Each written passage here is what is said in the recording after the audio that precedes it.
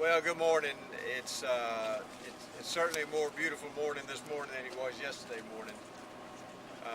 We all were awakened yesterday to the devastation that took place in this part of the state here in northern Jefferson County. There are other parts of the state that were heavily hit also, especially down in Chilton County. We'll be visiting down there this afternoon. But we wanted to come up here today and see the areas where the tornadoes have come through. And of course, this was a long track tornado, very similar to some of the tornadoes that hit on April the 27th, starting over in Tuscaloosa County and coming all the way up through Jefferson County and then proceeding on towards a northeastern direction. As I toured areas today, especially with Mayor McGuffey over in Clay, Mayor Henderson here in Center Point, we saw areas, especially some of the residential areas that reminded me so much of the April 27th storms. I do not understand, except by God's grace, that people can survive some of the damage that I see in some of the residential areas and the total destruction of some of the houses, especially over in the Clay area. We unfortunately did lose one young lady in this area, and then an elderly gentleman also in another part of the county. And so our thoughts and our prayers certainly go out to those families. We just, unless we've been through something like that, we don't understand. When one minute you have your family or a member of your family, and the next minute that member is gone. So certainly we don't understand that, but we want them to know that Diane and I have been praying for them, and the whole state mourns for the loss of life that occurs in devastation like this and disasters like this. We toured the Department of Youth Services first this morning. There's a lot of structural damage there. Those young ladies that are housed there will be housed in other parts of the state. And so we're working on that at the present time.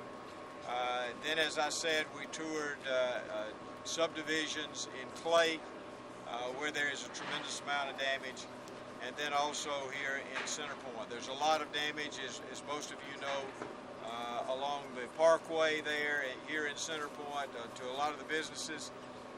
Just like here at the school, it's good that school was not in session. And so we need to be thankful for that, that the children were not here. And I know the teachers and the children are devastated by looking at their school here. But we're going to continue to work with them. I know that they're making plans at the present time on where the children will be in school. And I know that they'll make proper plans for that. We have good representation here in this area as far as our House members and Senate people, Senate members. They do a great job in our school system and our local mayors. And let me say thank you so much to our first responders. Our first responders do an outstanding job. Our DPS people, they were out early. People from the state, people from the local area. And every time I go through an area like this, I see our utility people out. They know how to respond to disasters. They know how to respond to emergencies, and they do such a fantastic job. But everywhere I go, I see neighbor helping neighbor. This reminds me so much, as I said, of the April 27th storms. And you see so many people already out working. I did not come yesterday because I would be a distraction, and I want people in here with the rescue methods, the rescue people trying to get people out, making sure people are safe. That's the number one issue when you have a disaster. You have to go through steps. The most important is the search and rescue part. That's by far the most important. We just need to make sure people are safe. Then we'll worry about structures then, after then, and that's what we're doing today. One of the things that we learned on April the 27th, we did a lot of things right in this state on April 27th when we lost 250 people and had all the damage that we had all across the central and northern part of the state. And everyone did a great job, especially on a local level, and I'm so thankful for what they did. We have progressed very well over the last 6 or 8 months, and in fact we have done better than any natural disaster that's hit this country, according to FEMA. But it's because of the local leadership that I have seen, and the local leadership who did such a great job in the state of Alabama. Now, when we have such a disaster as that, we also have to look back and see if we could have done things better, because every one of these disasters will be different, but all of them have a common thread. And how can we improve on those things? So in August, I commissioned the Tornado Response Action Council. This was headed up by Pam Siddall, and we have Pam with us today. And Pam, would you come up? I know you don't want to, but come up. Pam Siddall, and then we had Ron Gray, and also Johnny Johns, and a number of other people. And what they did is they toured the state, and they had seven community forums listening to the people across the state who had gone through the disaster of April the 27th to ask them what they thought we could have done better. And so this commission, this council, is presenting to me today. And in fact, we were supposed to do it yesterday. And it is so ironic that the day that we were going to talk about the actions that we were going to do, this tornado hit. And so, you know, maybe it wasn't by accident that everything, you know, sometimes I believe that all things happen for a reason. But today we're here, and Pam is with us. Pam, would you like to say a few words? I would. Okay, please. and you're going to present this to us and also other members of the media here if they wish it. And I'm going to talk about it in just a second also. So Pam. Well, I can talk loud, I think. Okay. But I stand close because I have the microphones on here. All right.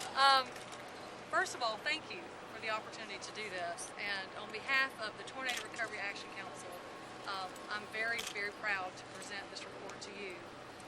It is the culmination of 4.5 months of intense work, and it really is a result of the people of Alabama. You told us to listen to the people, and I know that our team did that, and they did a good job.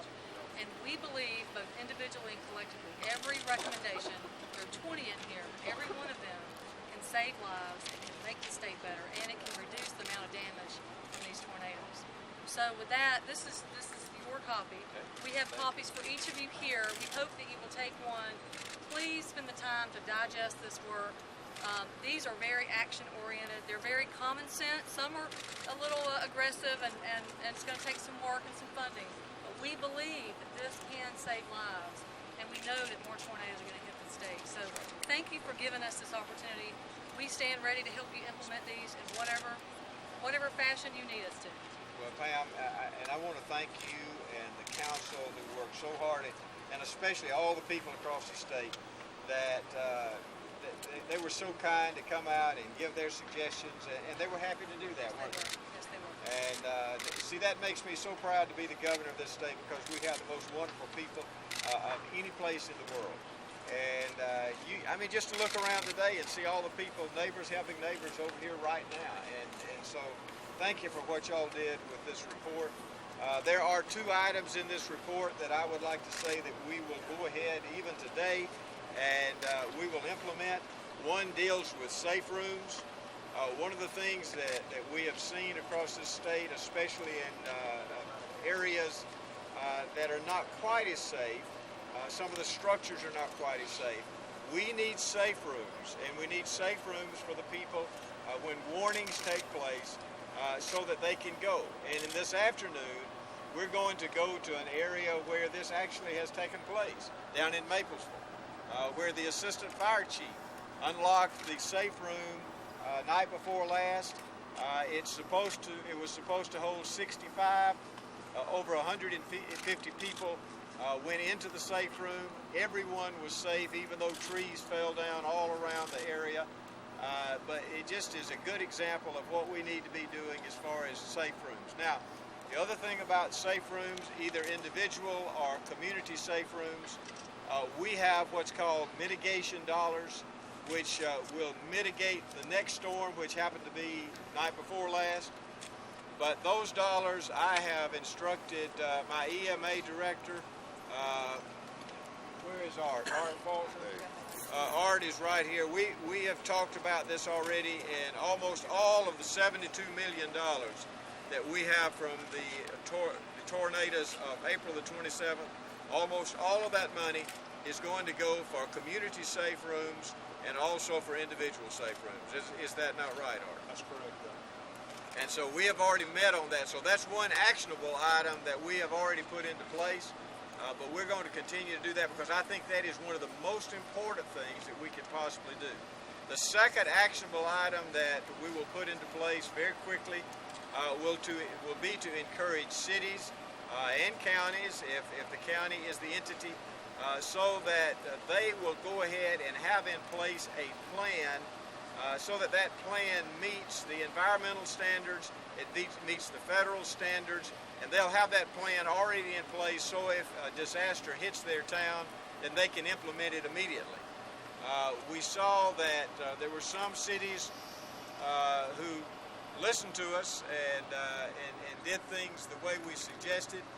Some were not quite as quick to do that, but if everyone would have in place a plan like is in this plan, talking about a preventive plan already in place, then it will make things work more smoothly. And so we're going to suggest that to the cities and the counties. There are 18 others that we'll be looking at. Some may require legislation. We'll be talking with our senators and with our House members about implementing these. But these are some good recommendations. I do not believe that we should ask people to do a job like we have this council and not take their advice. And so we're going to take their advice. Thank you. And thank you so much, man.